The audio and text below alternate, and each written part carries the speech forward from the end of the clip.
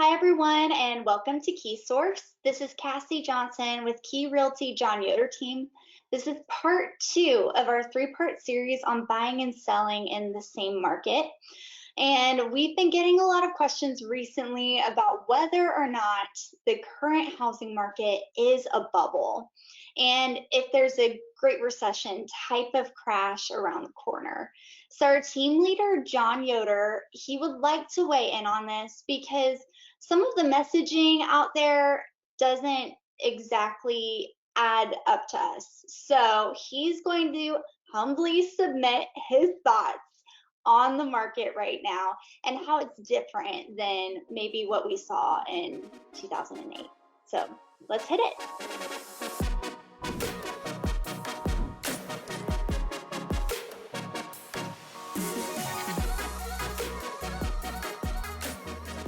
Thanks, Cassie. Yes, I'm excited to discuss this topic because I've experienced some different market cycles in the real estate industry. Like so many Americans, I clearly remember the effects of the 2008 recession in terms of property value. I was an investor during that crisis, and I learned a lot through the process. I can say from experience and my research on the current market that this market is different than the market in, say, 2007. Though this market presents many challenges, I don't believe it's a bubble, and here's why. For starters, let's talk about why today's market feels a lot like 2007. Some of the similarities are striking. We have dramatic price appreciation.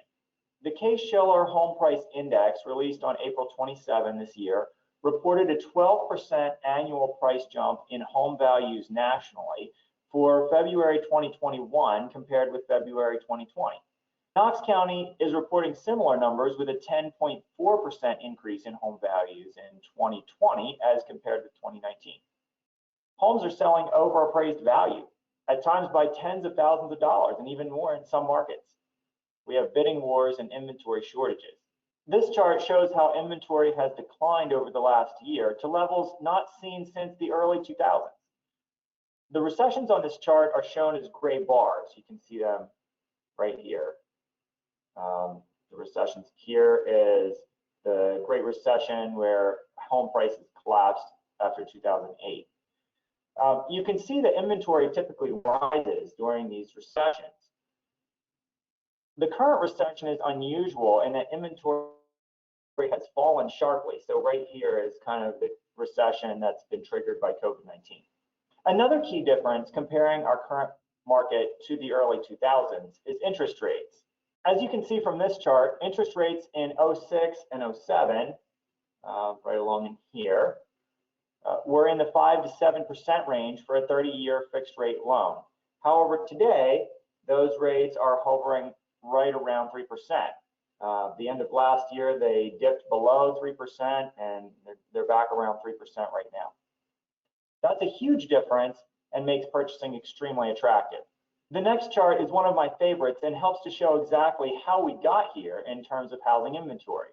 This chart shows home starts or new construction from 1959 to present.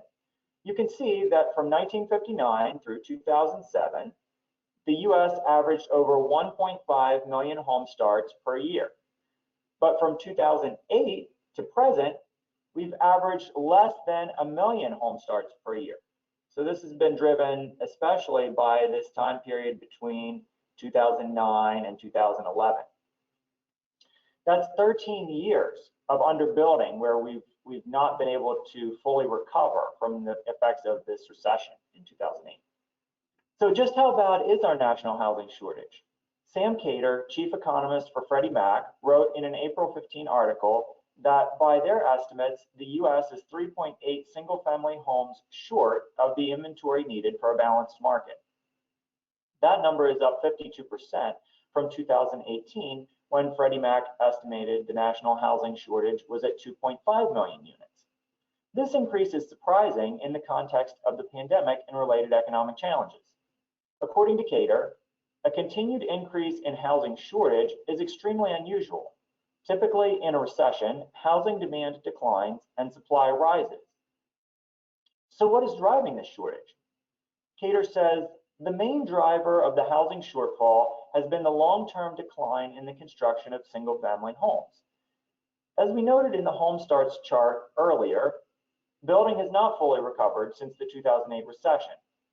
Commonly cited factors that contribute to underbuilding are lack of available construction labor, land use regulations, zoning restrictions, NIMBYism, not in my backyard, lack of developers, and lack of land to develop.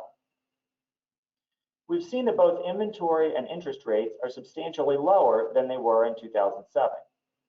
What other indicators do we have that today's market is structurally sound? Well, let's look at loan underwriting. One of the key factors that led to the 2008 recession was easy credit or no-doc loans. Borrowers were able to purchase with little or no money down and very inadequate underwriting. This was combined with predatory loan products. Payments were affordable at first, but jumped significantly after a few years. Many buyers thought it would be easy to refinance when the time came, but market and economic conditions changed, and that wasn't always possible. Today, we have much stricter underwriting standards, and 30-year fixed-rate loans are the norm. Taylor Marr, leading economist for real estate website Redfin, says it well. The key difference now versus during the housing bubble before the Great Recession is that back then it was easy credit that fueled speculation, not cheap credit. It wasn't uncommon for buyers to put nothing down and speculate on real estate because all they had to do was fill out a few pieces of paper and no one cared about the actual numbers. This time around, the demand that's fueling appreciating prices is real, from families, newly remote workers, and companies relocating employees to lower tax, lower regulation states. So if today's housing market is not a bubble, what is the primary cause for concern? From my perspective, it's affordability, especially for first-time home buyers. The Wall Street Journal reported in a May 19 article that the Federal Reserve is starting to signal an eventual move away from easy money policies, which would trigger higher interest rates. Higher interest rates, combined with continued price appreciation, will start to price some buyers out of the market. So John, thank you so much for sharing this information with our viewers. I just want to follow up with one question for you. What would your advice be to those who are either looking to buy a home and or make a difference in the current market imbalance? That's a great question, Cassie. So first, I would suggest that people talk to a lender early in the process. Be prepared to save for a larger down payment than what you originally anticipated. Second, consider building if you're in a financial position to do so. We keep an updated list of builders with short waiting times. Third, support responsible local development across all price points. We all need to do our part to advocate for a more balanced market. A healthy market helps everyone and provides financial stability and housing for more individuals and families. All right, guys. Well, thank you for taking the time to watch our video today. We would love to hear from you. So please comment your thoughts below or ask us questions in the comment section.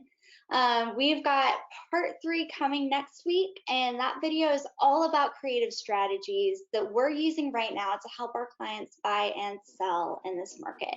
You don't want to miss it, so subscribe and join us then.